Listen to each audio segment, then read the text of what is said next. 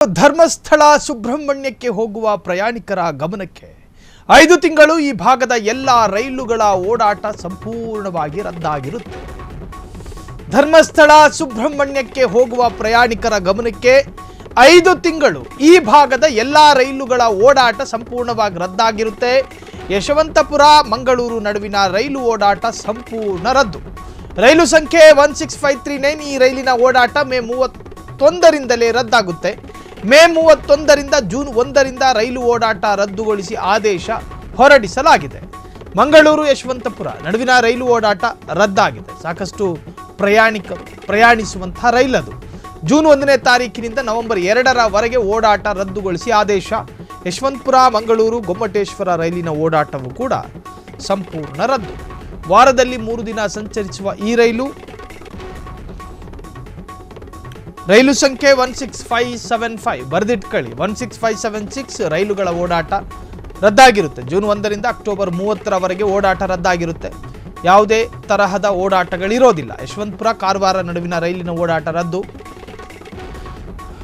ರೈಲು ಸಂಖ್ಯೆ 16515 16516 ರೈಲುಗಳ ಓಡಾಟ ಇರೋದಿಲ್ಲ. ಯಶವಂತಪುರ ಟು ಮಂಗಳೂರು. ಇನ್ನು ನಿಜಾಮುದ್ದೀನ್ ಎಕ್ಸ್ಪ್ರೆಸ್ ಕೂಡ ಅದೇ ಭಾಗದಲ್ಲಿ ಸಂಚರಿಸುವುದರಿಂದಾಗಿ ಸಾಕಷ್ಟು ಜನ ಇರ್ತಾರೆ. ಸುರಕ್ಷತೆ ವಿದ್ಯುದೀಕರಣ ಹಿನ್ನೆಲೆಯಲ್ಲಿ ಕಾಮಗಾರಿ. ಸಕಲೇಶಪುರ ಸುಬ್ರಹ್ಮಣ್ಯ ಮಾರ್ಗದಲ್ಲಿ ನಡೆಯಲಿರತಕ್ಕಂತಹ ಕಾಮಗಾರಿ, ಅದರಲ್ಲಿ ವಿದ್ಯುದೀಕರಣ ನಡೆಯುತ್ತೆ.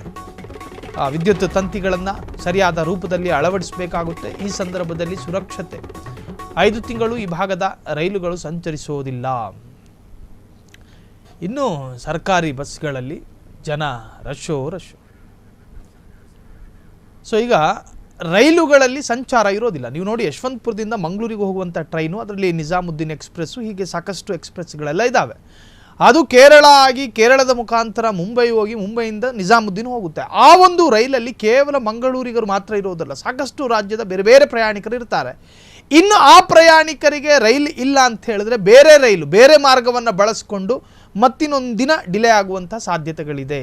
ಮಂಗಳೂರು ರೀಚ್ ಆಗಬೇಕು ಅಂದರೆ ಅವರು ಬೇರೆ ಭಾಗಕ್ಕೆ ಇಳಿದು ಅಲ್ಲಿಂದ ಬಸ್ಸಲ್ಲಿ ಬರಬೇಕಾಗಿ ಬರುತ್ತೆ. ಇನ್ನು ರೈಲು ಇಲ್ಲದೇ ಇದ್ದಂತಹ ಸಂದರ್ಭದಲ್ಲಿ ಸರ್ಕಾರಿ ಬಸ್ಸಿಗೆ, ಆ ಬಸ್ಸಿನಲ್ಲಿ ಓಡಾಟಗಳು ಹೆಚ್ಚಿರುತ್ತೆ, ಪ್ರಯಾಣಿಕರ ಸಂಖ್ಯೆ ಜಾಸ್ತಿ ಇರುತ್ತೆ.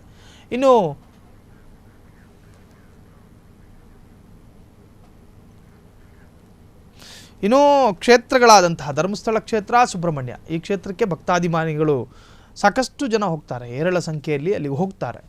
ಸೊ ಇಂತಹ ಸಂದರ್ಭದಲ್ಲಿ ಧರ್ಮಸ್ಥಳ ಮತ್ತು ಸುಬ್ರಹ್ಮಣ್ಯ ಈ ಭಾಗಕ್ಕೆ ರೈಲು ಇಲ್ಲದೇ ಇದ್ದಾಗ ಸ್ವಾಭಾವಿಕವಾಗಿ ಬಸ್ಸನ್ನು ಅವಲಂಬಿಸ್ತಾರೆ. ಸೊ ಇನ್ನು ಅವ್ರಿಗೆ ಸ್ವಲ್ಪ ಕಷ್ಟ ಆಗುತ್ತೆ.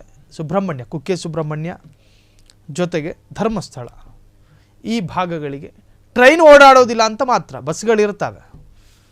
ಬಸ್ಗಳಿರುತ್ತೆ. ಬಸ್ಗಳ ಮುಖಾಂತರವಾಗಿ ಈ ಕ್ಷೇತ್ರಗಳಿಗೆ ತಲುಪಬಹುದು. ಆದರೆ ಟ್ರೈನ್ಗಳಿರೋದಿಲ್ಲ. ನಾವು ರಿವೀಲ್ ಮಾಡಿದಂತೆ ಆ ದಿನಾಂಕದಿಂದ ಆ ದಿನಾಂಕದವರೆಗೂ ರೈಲು ಸಂಚಾರಗಳು ಸಂಪೂರ್ಣವಾಗಿ ಸ್ತಬ್ಧ ಆಗಿರುತ್ತೆ. ಕಾರಣ ಸಕಲೇಶಪುರ ಭಾಗದಲ್ಲಿ ವಿದ್ಯುದೀಕರಣ ನಡೀತಾ ಇದೆ. ಅಂದರೆ ಹೈ ಟೆನ್ಷನ್ ವೈರ್ಗಳನ್ನು ಅಳವಡಿಕೆ ಮಾಡಬೇಕಾಗಿ ಬರುತ್ತೆ. ಈ ತರಹದ ಸಂದರ್ಭಗಳಲ್ಲಿ ಒಂದು ಕಬ್ಬಿಣದ ಕವಚದಂತಿರತಕ್ಕಂತಹ ರೈಲು ಸಂಚರಿಸುವಾಗ ಬೇರೆ ಬೇರೆ ಅನಾಹುತಕ್ಕೂ ಕೂಡ ಕಾರಣ ಆಗಬಹುದು, ಅವರ ಕಾಮಗಾರಿಗೂ ಕೂಡ ತೊಡಕಾಗಬಹುದು ಎನ್ನುವಂಥ ಒಂದು ಸುರಕ್ಷತೆಯ ಹಿತದೃಷ್ಟಿಯಲ್ಲಿ ಈ ತರಹದೊಂದು ನಿರ್ಧಾರವನ್ನು ಮಾಡಲಾಗಿರುವಂತಹದ್ದು. ಯಶವಂತಪುರ ಮಂಗಳೂರು ನಡುವಿನ ರೈಲು ಓಡಾಟ ಸಂಪೂರ್ಣ ರದ್ದಾಗಿರುತ್ತೆ. ರೈಲು ಸಂಖ್ಯೆ 16539 ಈ ರೈಲಿನ ಓಡಾಟ ಮೇ 31ರಿಂದಲೇ ರದ್ದಾಗುತ್ತೆ. ಮೇ 31ರಿಂದ ಜೂನ್ 1ರಿಂದ ರೈಲು ಓಡಾಟ ರದ್ದುಗೊಳಿಸಿ ಆದೇಶ ಹೊರಡಿಸಲಾಗಿದೆ. ಮಂಗಳೂರು ಯಶವಂತಪುರ ನಡುವಿನ ರೈಲು ಓಡಾಟ ರದ್ದಾಗಿರುತ್ತೆ. ಜೂನ್ 1ರಿಂದ ನವೆಂಬರ್ 2ರವರೆಗೆ ಓಡಾಟ ರದ್ದುಗೊಳಿಸಿ ಆದೇಶ. ಯಶವಂತಪುರ ಮಂಗಳೂರು ಗೊಮ್ಮಟೇಶ್ವರ ರೈಲಿನ ಓಡಾಟವೂ ಕೂಡ ರದ್ದಾಗಿರುತ್ತೆ.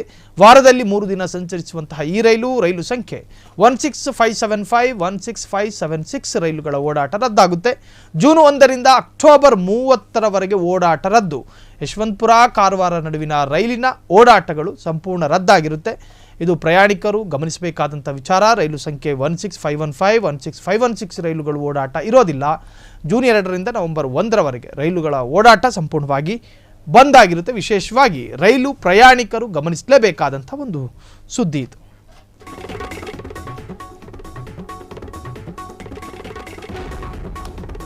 ಕ್ಷಣ ಕ್ಷಣದ ಸುದ್ದಿಗಳಿಗಾಗಿ ಫ್ರೀಡಂ ಟಿವಿ ಸಬ್ಸ್ಕ್ರೈಬ್ ಮಾಡಿ, ಲೈಕ್ ಮಾಡಿ ಹಾಗೂ ಫಾಲೋ ಮಾಡಿ.